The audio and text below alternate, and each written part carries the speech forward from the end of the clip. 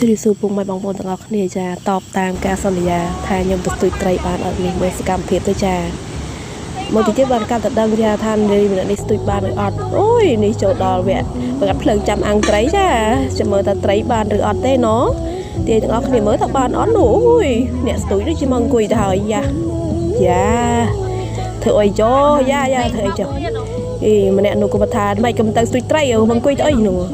ណែចាយនេះក៏ថាដែរថាអីអត់ទៅស្ទួយត្រីសោះមកអង្គុយអីចុះនោះយេវាយឡូវចាហើយក៏នឹងទៅធ្វើស្អីខ្លះទេអូយមកអង្គុយកេងឯងដែរនេះអូយចាសាហាវព្រេងផ្សៃណាស៊ីកលអើយអង្គុយទៅអីកំទៅស្ទួយត្រីស្ទួយមិនបានផុសស្ទួយរំកាច់យកអីទៀត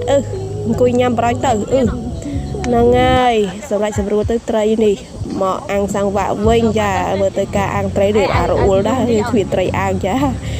ហើយនារីម្នាក់នេះក៏អង្គុយអាំងសង្វាក់យ៉ាងរំភើយផាយផាត់ចាវាអាំងខ្លោចខ្លាយអញ្ចឹងចាំមើលរីសាល់អ្នកអស់គ្នានេះអូយរីសាល់ហើយតឡងចា